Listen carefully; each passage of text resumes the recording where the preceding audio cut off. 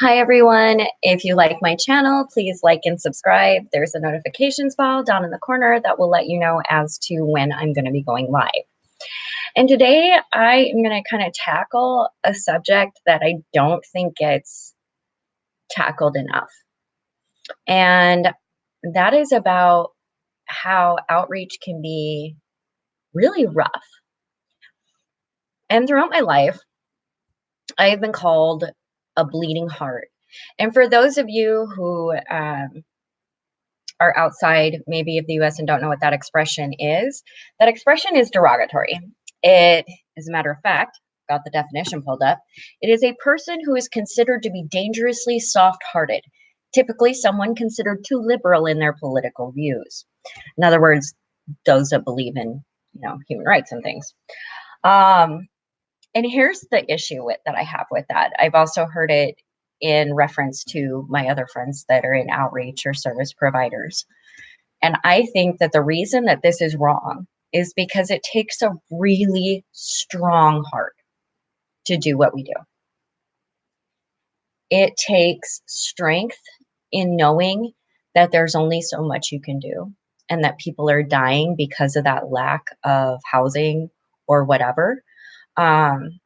It takes a strong heart when you realize that sometimes hurt people lash out in hurt ways.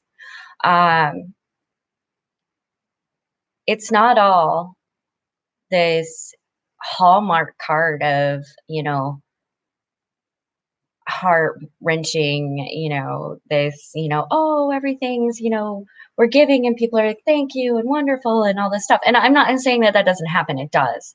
But for example, things that don't get talked about. Have a friend who, as a matter of fact, she runs Seattle Dogs Homeless Program, Laura. And Laura accidentally gave a man cat food instead of dog food. It was dark, easy to mix up the bags, not an issue, but this is donations. These are things that she's giving away. He came back later and poured the entire bag into her engine part, her the top part where the the lid. Oh man, my words today. I'm so sorry. Like the car lid. Um hood, the car hood. They poured it in there, and caused damage. And then the other day, her tires were punctured. And the other day, we had some people trying to commit fraud on a very sad situation of a dog having to be put down, and they tried collecting on medical costs that were already taken care of by a nonprofit. And it's been really rough lately. But here's the issue. Oh, hold on. I'm going to address a comment. Hey, Karen. It's all right. Understanding is unreal. What you give to people, most people turn their backs on the feelings of others. Yeah. And here's the thing. And this is why I wanted to address it as well, is because I hear a lot of people going, who have one experience and say, for example, like it was my friend Sheila's experience where she walked up and a guy's like, F you, and that happens. But here's where that strength of heart comes in. And this is what I want to talk about is it would be easy, I think, as a human being to be like, well, I tried and I got crapped on, so not going to try anymore. But I think where the strength of heart comes in is being able to absorb those behaviors, knowing that it's coming from a place of trauma and hurt. And these are really hurt people. And also knowing that that's not going to be the majority of the experiences. And sometimes it gets rockin' bad. Okay. Sometimes it's like you can't win for losing. And you have to just push on, knowing, for example, so excited about this because in the last month, because of everybody sending the donations and helping out, I have been able, and I hate saying because the thing is it's this collaboration of everybody donating and putting together. I just know where to get it to. you know, and where it's going to have a big impact. And so it's hi Courtney, hey from Seattle. Um, so we've gotten these blankets lately and people have been ordering them. And I am really happy to say that over 50 people this month will have been handed something to keep themselves warm. Um, Over 200 or more than 200, have been provided tools to be able to keep themselves safe from overdose. That's really huge. We have a huge problem with opiate addiction here. And when I say here, I mean the United States, especially. Um, and these things are important. Hats and gloves and we were able, like I have right now, and Laura's coming to pick it up tonight, a phone with service for a man that's terminally ill and unhoused so that he can have contact when he's going in to get treatment and have contact with the border with his animals. Hi, Elsie. Um, so it's even when you get this like hard days where it's like, oh, you're just a bleeding heart, you're just this, and it's nice to realize the impact that keeping that strength has. If Laura would have given up after, and she's been doing this a while, so I mean, like, if she would have given up after somebody poured cat food in her vehicle and caused damage, that would be horrible. Like, imagine the hundreds of animals that would go without care because of that. So it takes strength to do this. It takes a strong heart, a strong will, and strong love. You have to show love even when it seems bleak. And well, you don't have to, but if you're going to be successful, I think in any humanitarian effort, environmental effort, you have to lead with love. Now, that is factually based, evidence-based love. Just because it's love doesn't mean it's look at the Ro. Isn't she so cute? Ro, I love you. Sorry, okay, back. Hi, Pasha. Um, so I just kind of wanted to talk about that and talk about how it's not all roses and it is hard and it's very difficult to, especially in harm reduction. Hi, Roxy.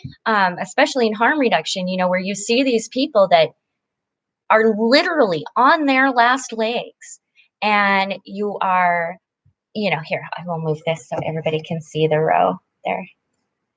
Everybody can see the row now. Thank you, Patty. So, it's having these things happen. And sometimes it's really severe, like Laura getting her tires punctured. These things, those things can stop an outreach in their tracks. That's her only vehicle to get supplies and other things out. And there isn't this, she doesn't have a trust fund, doesn't have anything like that, she's disabled. So it's one of those things where, it would be so, I think it would be easy for someone in that situation to be like, I'm done. I'm done. Like, but that's not what happens. What happens is there's this processing, of course, venting system. Like, don't think we're not calling each other like, are you serious? But there's this process of absorbing this trauma that others have and being able to process that yourself and respond and react in a good manner and still show kindness and show love, even when it seems like you're hitting walls.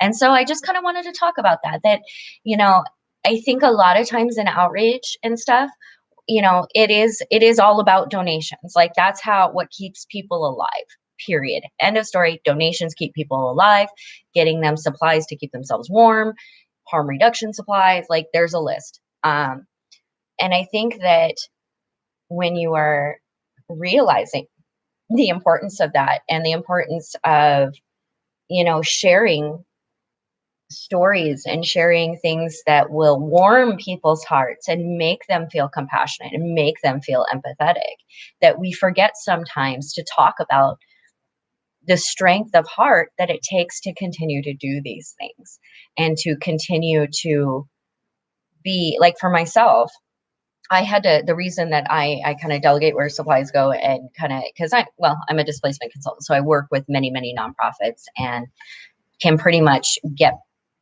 supplies out where they're needed immediately, and if not within a few days. Um, and so I think that, kind of lost my train of thought, so I'm going to take a cup of coffee. But I think it takes an extremely strong person to continue to do these things, and I would just want to let everybody know that, behind the scenes, it's not always roses. And the reason that it's very hard to share these things when they happen is because there are people that use that as excuses to say, well, see, I knew it. People are shit and whatever. And that's not the case. The majority of people are kind. The majority of people need help. The majority of people are desperate. But every once in a while, you run into some but that's like anywhere, like even housed. We really, some people are just not together, in a positive way. But I think that we need to talk about it, and I think we need to discuss it, and I think we need to understand as a community that when these things happen, like, these are also extra costs that outreaches, like, that's something too, like, Laura, she doesn't want to say a whole lot about it, but dang, that's an extra cost. Having to get your engine cleaned out full of cat food, that's an extra cost. Having your tires punctured because maybe somebody just didn't like the service you provided, that's an extra cost. Like, it's rough sometimes, and it's hard for outreaches because they don't want to put that out there, because people will run with it and say, like, oh, Seattle's dying. No, it's not. But I think we need to talk about it. And I think we need to talk about all aspects of it, because I think we need to understand, and we need to learn and have empathy and compassion. But I just want to talk about, I guess, bleeding heart versus strength of heart. Let's change the conversation on that. Okay, so I'm going to go to comments here. Okay, Karen, I don't understand, say, get out of harming people. Disregard last statement. What I meant to say is I don't understand why people are so cruel to someone who's trying to help them. I do. I don't understand. Like, okay, just because I wouldn't do it doesn't mean I don't understand it. For example, when I was unhoused, you kind of get to be able to tell the difference between different kinds of mental illnesses, substance abuse, and the differences in behavior with people that are on different substances. And so there was a woman at the library, and she was in full-blown psychosis, and she's terrified, and she's seeing, from her, what she's saying, she's seeing demons come at her. And somebody with severe schizophrenia, it's terrifying. I'm sure I can't understand, but I can empathize and say, you must be so scared. You must be terrified.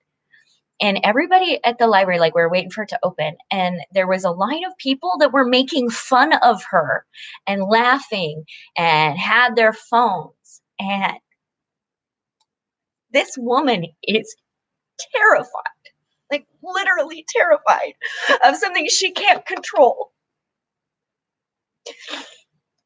Sorry.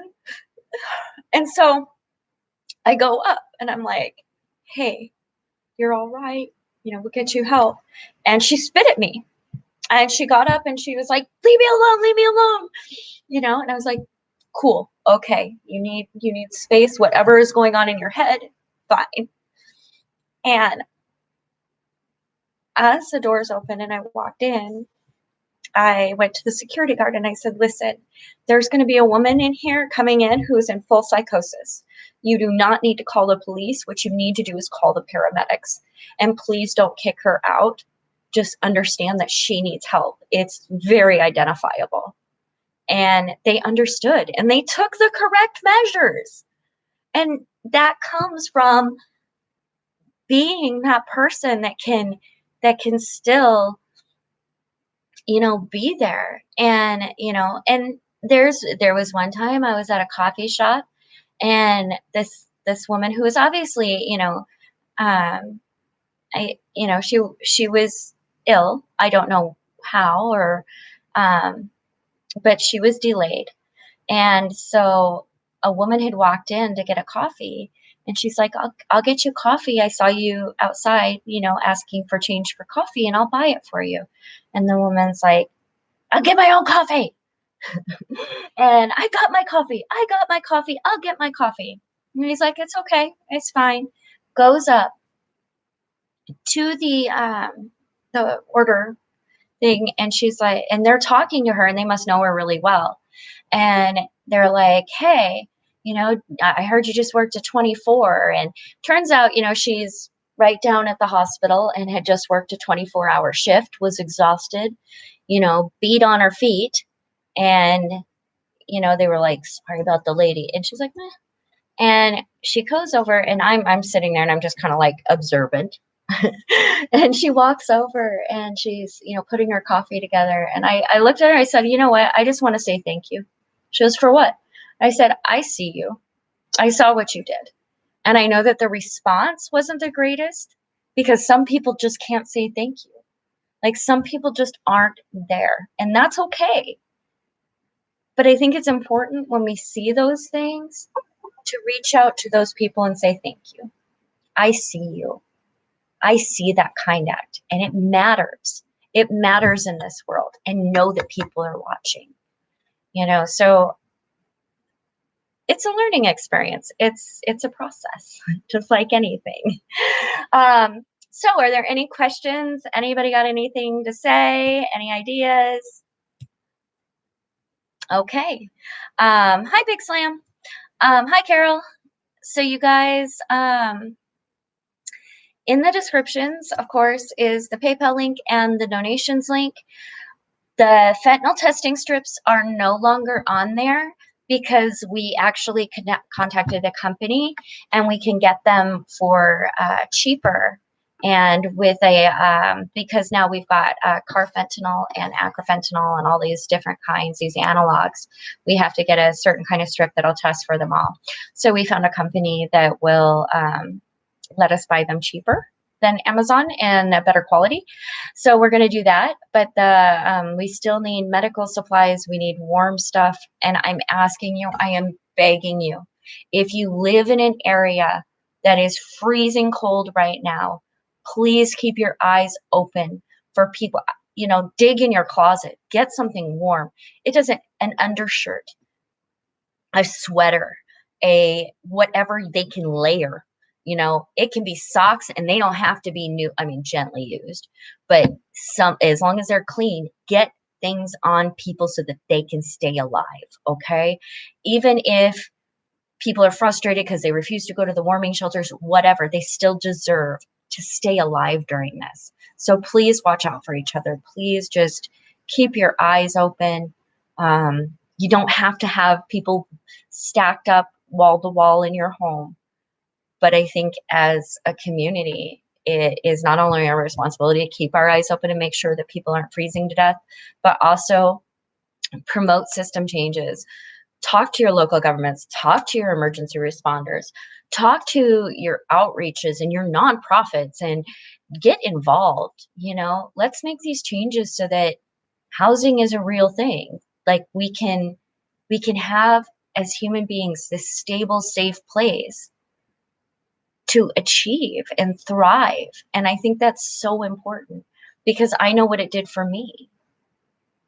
I know how I've been able to grow, given the chance to have a stable home. I can't even express at this time in words how much that means, and how much a person is able to heal and then contribute back into the community, and contribute back and give back. That's really important. It's what keeps us all running. So anyway, you guys have a wonderful, wonderful Friday, and I will be on and off again, depending on what's going on. But quick note, thank you. Thank you, thank you, thank you to all of you who have helped out this month. It is a rockin' great thing to know that there is warm supplies coming, that people are going to be warm, and that we're saving lives.